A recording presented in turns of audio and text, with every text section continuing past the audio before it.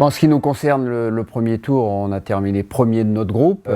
Il n'y a pas d'équipe qui ont gagné leurs 3 matchs. C'est assez rare, mais aucune équipe n'a gagné ces 3 matchs.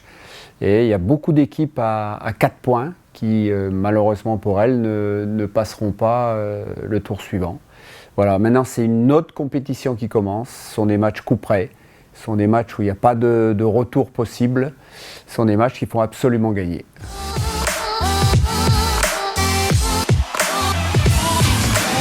Il y a beaucoup de joueurs connus. Il y en a au moins 2 déjà qui sont très très connus.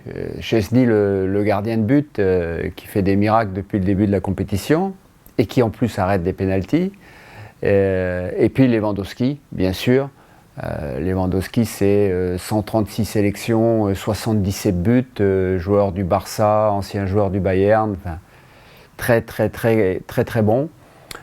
Et puis ensuite, il y a des joueurs que l'on connaît bien en France, des joueurs comme Glick, qui a joué à Monaco, des joueurs comme Frankowski, qui joue actuellement à Lens, des joueurs comme Milik, qui a joué à l'OM, des joueurs comme Krychowiak, qui a joué au Paris Saint-Germain. Et il y a un autre joueur qui est également connu, qui joue à Naples, Zielinski, qui est un joueur offensif, qui peut jouer soit sur un côté ou qui peut jouer juste derrière Lewandowski.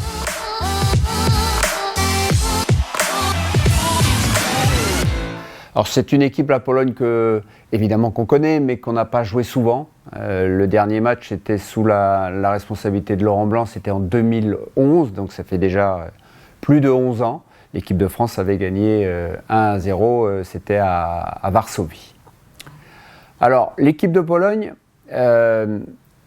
avec le ballon, c'est une équipe qui peut, évidemment, capable de jouer court, mais qui vise beaucoup le jeu long sur Lewandowski et ensuite le deuxième ballon, et ils construisent leur football à partir de là.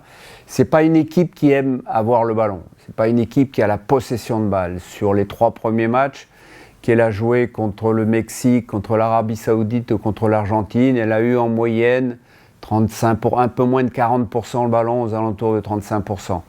Voilà. Par contre, c'est une équipe qui utilise les transitions rapides et c'est une équipe qui est capable aussi de faire la différence.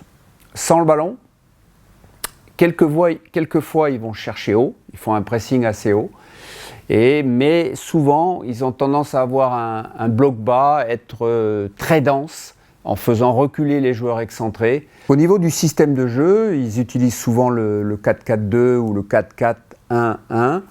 À noter, il y a eu l'apport de Bielik à partir de la mi-temps du premier match qui a apporté beaucoup d'assises à cette équipe. Mais c'est une équipe qui peut également jouer en 5-3-2 ou 5-4-1 avec beaucoup de densité axiale.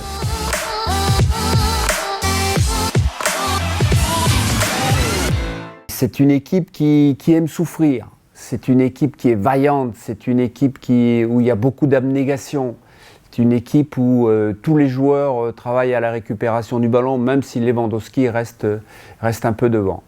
Et également, c'est une équipe qui est dangereuse sur les coups de pied arrêtés, alors en particulier tirés par Zielinski. Et ils ont des bons joueurs de tête, que ce soit sur corner, que ce soit sur coup franc excentré. Et c'est une équipe qui est maligne, qui joue vite, capable de jouer vite les coups de pied arrêtés et donc de surprendre l'adversaire. Un vrai combat, 2 équipes qui ont un football différent. Voilà, à nous de trouver des solutions. Au même stade de l'épreuve, il y a 4 ans, on avait joué l'Argentine et ça s'était bien passé. J'espère que ça se passera aussi bien pour nous.